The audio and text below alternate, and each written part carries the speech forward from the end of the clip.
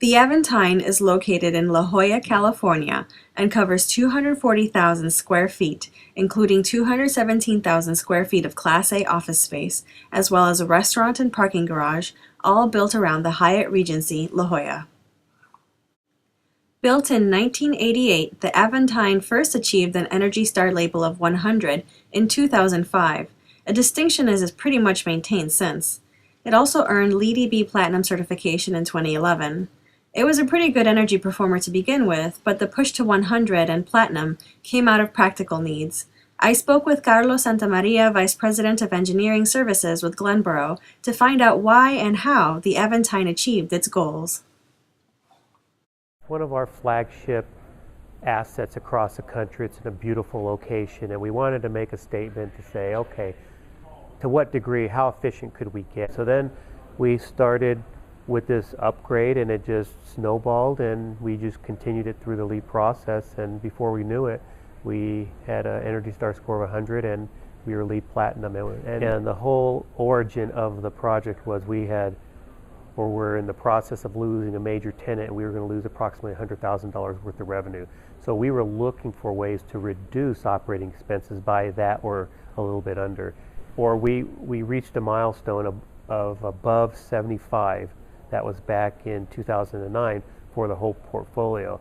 So then what that triggers is a number of consultants to look at your portfolio and your building to say, okay, let's make sure that the information you're putting into Portfolio Manager is accurate. And at that time, we had professional engineers not only look at our portfolio and the data, they were looking at the Aventine.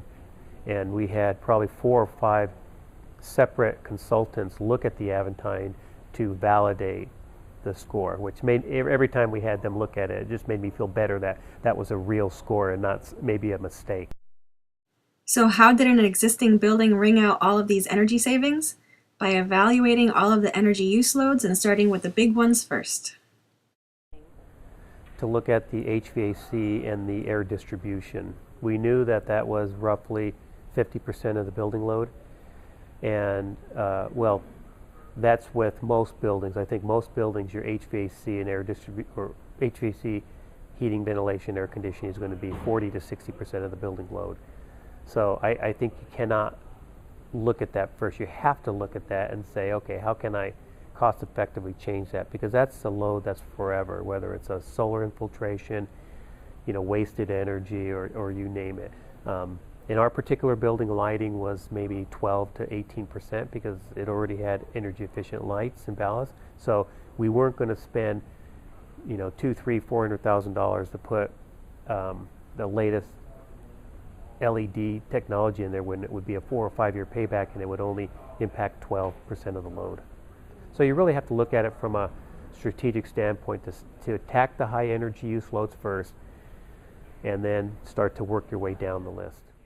The upgrades undertaken came to over $400,000 of unbudgeted projects, but Santamaria sold upper management on them as a proactive investment. If it's not in the budget for the following year, it's not the plan to get it done. But since we were going to lose a major tenant and the income, it made sense to accelerate a retrofit of that nature so you could realize the energy savings sooner rather than later. We knew that we had an efficient building, but to dot the I's and cross the T's, we wanted to be able to say we were also sustainable. And the LEED certification project really did that. And when we went through and did our LEED gap analysis and went through on a sustainability basis to find out what we needed to get to LEED certification, it came back and said we had enough points. If we pursued these items and we did these things, we could be possibly platinum. In that market in San Diego, it really differentiates us from our competitors. We can say that we are high on the energy chart and we are high on the sustainability scale. So that's real important to us. For Building Operating Management, this has been Naomi Mijan, Senior Editor. Feel free to let us know your thoughts in the comments section below. Thanks for watching.